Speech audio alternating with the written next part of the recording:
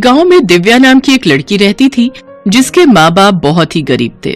वो कब से दिव्या के लिए एक लड़का ढूंढ रहे थे, पर कोई उनकी गरीबी को देखकर रिश्ते के लिए हाँ ही नहीं करता था। एक दिन दिव्या अपनी सहेलियों के साथ मेले में घूमने जाती है और वहाँ उसे अर्जुन नाम का लड़का मिलता है। अर्जुन को दिव्या बहुत पसंद आती है और वो अगले ही दिन रिश्ता लेकर दिव्या के घर पहुंच जाता है। दिव्या के घर वाले दिव्या की शादी अर्जुन से करवा देते हैं। दिव्या जब अर्जुन के साथ ब्याह करके अपने नए घर में जाती है तो इतना बड़ा और सुंदर घर देखकर हैरान रह जाती है। दिव्या उस घर में बड़ी ही खुशी खुशी रहने लगती है। पर फिर एक दिन जब दिव्या पानी पीने के लिए उठती है तो देखती है कि अर्जुन अपने बिस्तर पर नहीं है। अरे, ये कहाँ चले गए? इतनी रात को आखिरकार ये कहाँ जा सकते हैं? दिव्या पूरे घर में अर्जुन को ढूंढ लेती है पर अर्जुन कहीं नहीं दिखता। उसके अलावा दिव्या को किसी और की भी आवाज आती है।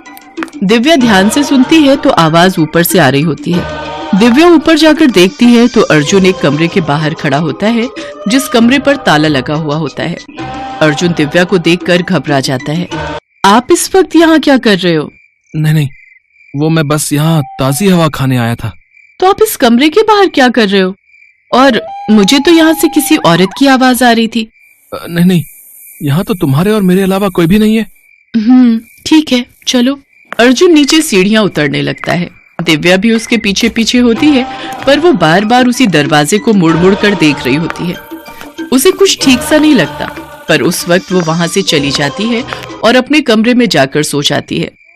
अगली सुबह अर्जुन किसी काम से बाहर चला जाता है, पर जाने से पहले वो दिव्या को ऊपर जाने से मना करता है। दिव्या पूरा दिन बस झांक झांक कर ऊपर की ओर देखती रहती है।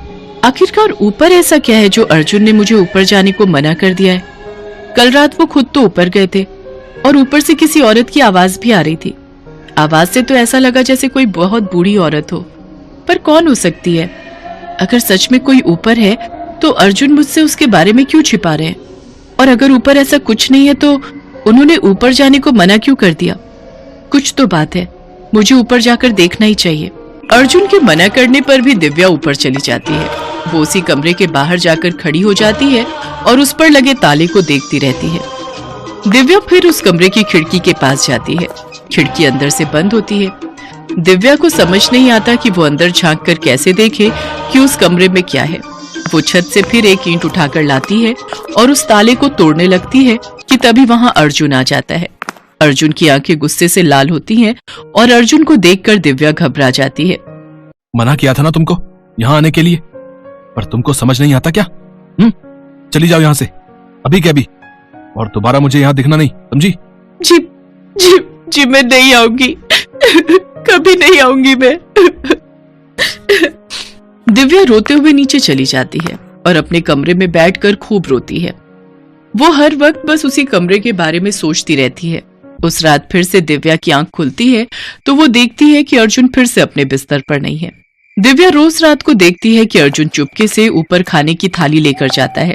दिव्या जब भी उसके बारे में अर्जुन से पूछती तो वो अपनी बात से पलट जाता और बोल देता कि उसे नींद में चलने की बीमारी है। एक रात हमेशा की तरह अर्जुन आधी रात को अपने कमरे से गायब होता है। अब चाहे कुछ हो जाए, मैं सच का पता लगाकर ही रहूंगी। आखिर अर्जुन हर रात को ऊपर किसके लिए खाना लेकर जाता है? दिव्या हिम्मत करके सीढ़ियों पर जाकर खड़ी हो जाती है। दिव्या को वहां अर्जुन और किसी बूढ़ी औरत की बातें सुनाई देती हैं। वो कान लगाकर सुनने लगती है। ये देखो, मैं आज खाने में क्या लाया हूँ, तुम्हारा पसंदीदा खाना। ये तो बहुत स्वाद है। मैं बड़ी मुश्किल से खाना ला पाता हूँ ताकि किसी को शक ना हो जाए। हे भगवान, आखिरकार इस घर में चल क्या रहा है? ऊपर उस कमरे में कोई बूढ़ी औरत है, पर उसे अर्जुन ने ऐसे छुपा क्यों रखा है? एक रात जब अर्जुन गहरी नींद में होता है तो दिव्या चुपके से ऊपर वाले कमरे की चाबी निकाल लेती है। उसके बाद वो ऊपर जाती है और चाबी से उस कमरे का ताला खोल लेती है। ताला खोलने के बाद वो जैसे ही दरवाजा खोलती है तो अंदर का नजारा देखकर उसके होश उड़ जाते हैं। वहाँ एक बूढ़ी गर्भवती चुड़ैल मोटी मोटी चेन में बंधी होती है। कौन है? कौन है तू? चुड़ैल, यहाँ देख, चुड़ैल है। तभी अर्जुन मुझे यहाँ आने से रोकते थे, पर उन्होंने इस बूढ़ी गर्भवती चुड़ैल को यहाँ क्यों कैद करके रखा है? चली जा यहाँ से, तू मेरे बच्चों को मुझसे छीनने आई है ना, मैं तुझे ऐसा नहीं करने दूंगी। अर्जुन तभी सीढ़ियां चढ़कर वहां आ जाता है। ये क्या किया तुमने दिव्या? मैं तुम्हें 1000 बार एक ही बार समझाता रहा कि ऊपर मत आना, इस कमरे से दूर रहना, पर तुमने मेरी बात नहीं सुनी। तुम्हें पता भी है अब इसका क्या अंजाम होगा। पर पर पर यहाँ एक चुड़ैल है, आपने इस चुड़ैल को यहाँ क्यों कैद किया हुआ है? मैं तुम्हें सब बताता हूँ। ये घर मेरे दादाजी का था।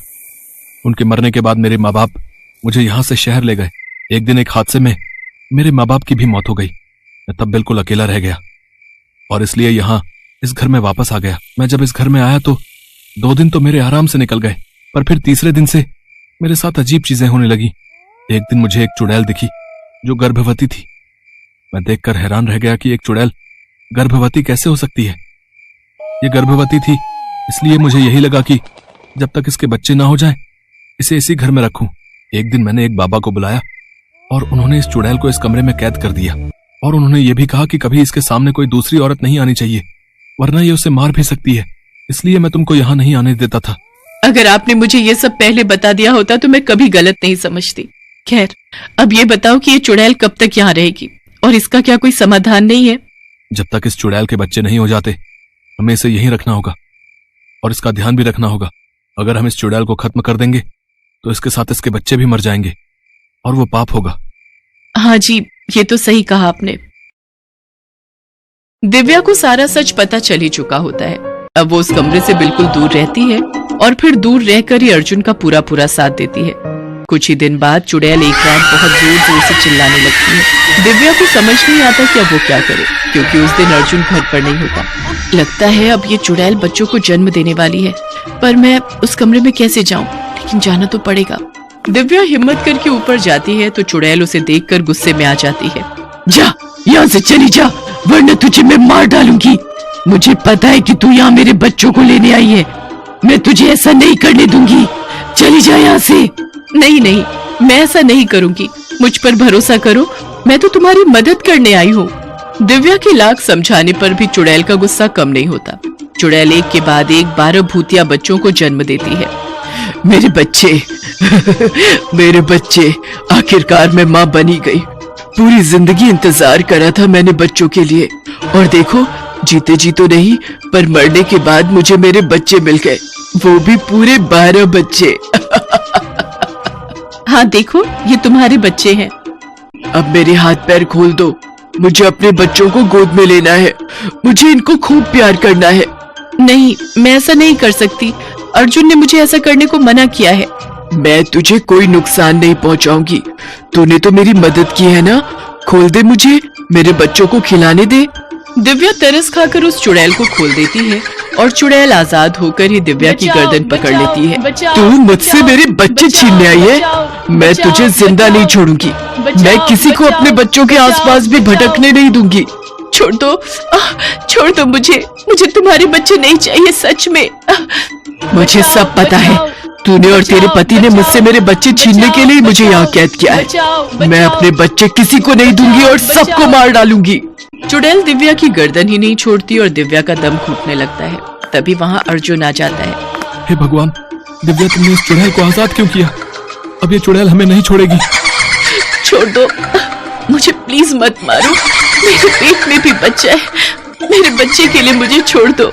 चुड़ैल ये बात सुनकर बिल्कुल शांत हो जाती है। फिर वो दिव्या की गर्दन छोड़कर उसके पेट पर हाथ रखकर देखती है कि कहीं दिव्या झूठ तो नहीं बोल रही। तुम्हारे पेट में तो जुड़वा बच्चे हैं। क्या? सच में?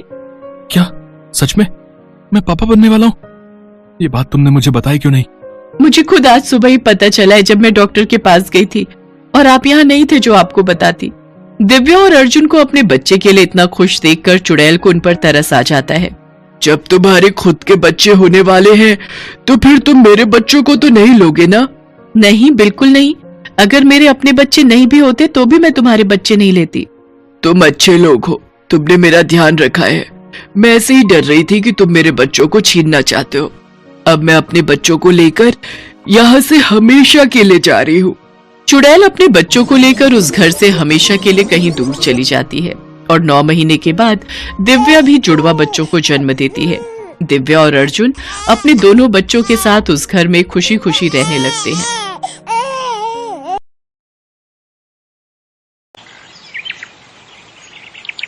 राजू बहुत ही लालची किस्म का आदमी था। वैसे तो उसकी राशन की दुकान थी, लेकिन वो हर चीज में बहुत मिलावट किया करता था, चाहे तेल हो या आटा, लाल मिर्च हो या दाल। एक बार की बात है, वो शहर से खरीदारी कर लौट रहा था। रात काफी हो गई थी। बस स्टैंड से वो पैदल ही अपने गांव की ओर जा रहा था, क्योंकि उसके गांव तक कोई बस नहीं जाती थी। आज तो बहुत रात हो गई लौटने में। ये बस वाले भी ना बहुत ही लालची होते हैं, पूरी बस भर लेते हैं। दम घुट रहा था मेरा तो बस के अंदर।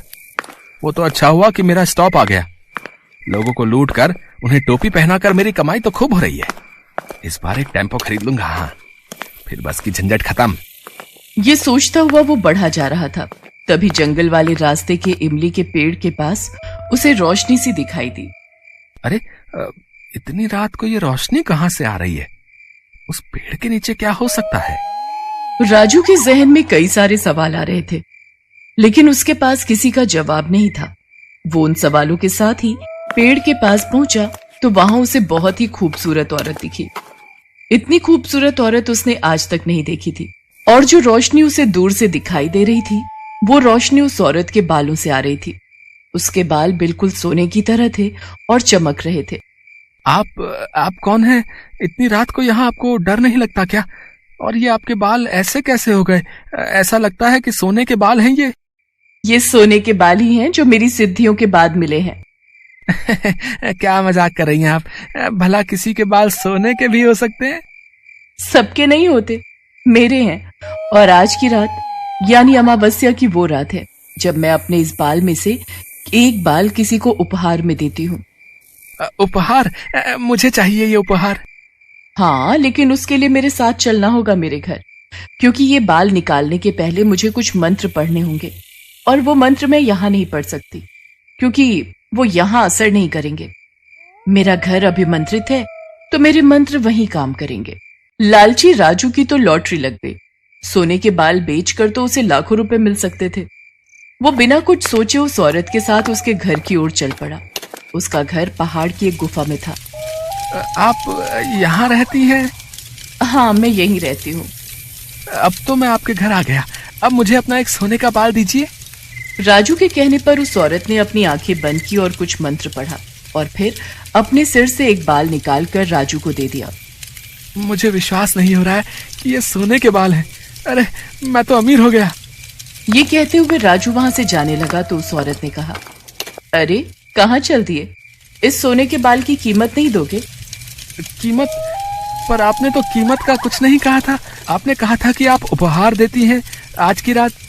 ये उपहार ही है, लेकिन इसकी कीमत है, क्योंकि इस दुनिया में कुछ भी मुफ्त का नहीं मिलता। हाँ, लेकिन इसकी कीमत बहुत ही कम है, कोई भी इसे दे सकता है। अच्छा, ऐसा है। बोलिए, क्या देना है? खून, अपना खून। ये कहकर वो औरत एक भयानक चुड़ैल में बदल गई। उसे देखकर राजू के दिल की धड़कन बढ़ गई। उसकी जबान लड़खड़ाने लगी। तुम तो चुड़ैल हो। अरे मैं तो फंस गया। राजू वहां से भागने लगा, लेकिन चुड़ैल ने एक मंत्र पढ़ा और उसे एक ही जगह पर चिपका दिया। वो लाख भागने की कोशिश करता रहा, लेकिन वो एक ही जगह पर चिपक कर रह गया। अरे मुझे छोड़ दो, दया करो मुझ पर, दया करो। खून दो अपना। ये कहकर उस चुड़ैल ने एक मोटा सा स्ट्रॉ निकाला और उसके सिर में पहले छेद किया। पहले तो उसने स्ट्रॉ से उसका खून पिया और फिर एक बड़े से कटोरे में उसका खून निकाला। राजू जीवित तो अब भी था, लेकिन वो जिंदा लाश बन गया था। बहुत सारा खून मिल गया इस हड्डे कट्टे इंसान के शरीर से। जब तक इंसान रहेगा और उसके शरीर में खून रहेगा, मेरी ताकत हर दिन बढ़ती जाएगी, और एक दिन इतनी बढ़ जाएगी कि इस दुनिया पर मेरा राज होगा। ये सुनहरे बाल ही तो मेरी ताकत है, और इनकी ताकत है इंसानों का खून। उस रास्ते से रात को जो भी गुजरता वो उस चुड़ैल का शिकार बन जाता। रामदीन नाम का एक मेहनती लेकिन गरीब किसान उसी रास्ते से अपनी बैलगाड़ी में बैलों को हाँकते हुए गुजर रहा था। उस समय थोड़ी थोड़ी बारिश भी हो रही थी। इस बार बारिश अच्छी हुई है तो खेत में फसल भी कितनी लहलहा रही है। जल्द ही कटाई शुरू हो जाएगी। फसलों को बेचकर सबसे पहले लाला जी का कर्ज चुकाऊंगा। कितनी बार तो तकादा कर चुका है वो। एक तो वो एक का 4 ब्याज लगाता है, ऊपर से बार बार पैसे मांगता रहता है, और ना देने पर सबके सामने भला बुरा कहता है। रामदीन यही सब सोचता हुआ अपने घर की ओर बढ़ा जा रहा था। तभी उसकी बैलगाड़ी का पहिया एक गड्ढे में फंस गया। लो, सोचा था आज जल्दी घर पहुंचूंगा तो राधा के हाथों के पकौड़े खाऊंगा, लेकिन रामदीन बैलगाड़ी का पहिया निकालने की कोशिश करने लगा, लेकिन लाख चाहकर भी वो अकेले पहिए को नहीं निकाल सका। अब तो रात भी होने लगी थी। तभी उसकी नजर इमली के पेड़ के नीचे से आती हुई रोशनी पर गई। अरे, उस पेड़ के नीचे से ये कैसी रोशनी आ रही है? लगता है पेड़ के नीचे कोई है। चलो उससे मदद मांगता हूँ। रामदीन पेड़ के पास पहुंचा तो उसे वही औरत दिखाई दी। उसके सुनहरे बालों को देखकर वो भी चौंक गया। उस चुड़ैल ने उसे भी अपनी बातों के जाल में फंसाने की कोशिश की। अरे नहीं नहीं, मैं क्या करूंगा आपके सोने के बाल का। मैं तो मामूली किसान, बस अच्छी फसल हो मेरी और मेरे परिवार का गुजारा ठीक से चले, बस यही चाहता हूँ मैं। अरे, मैं अपने सोने के बालों के बदले में कुछ मांग तो नहीं रही। ये तो उपहार है तुम्हारे लिए। अरे नहीं नहीं, मुझे नहीं चाहिए ये उपहार। वो तो मैं आपके पास इसलिए आया था क्योंकि मुझे मदद की जरूरत थी। वो देखिए ना, मेरी बैलगाड़ी का पहिया गड्ढे में फंस गया है। भाई एक काम करो, तुम मेरे साथ मेरे घर चलो। मैं वहां से अपने 4-5 नौकरों को तुम्हारे साथ भेज दूंगी, वो तुम्हारी मदद कर देंगे। चुड़ैल का लालच का दाव नहीं चला तो उसने दूसरा दाव चला। रामदीन को क्या पता कि वो एक बड़ी मुसीबत में फंसने वाला है।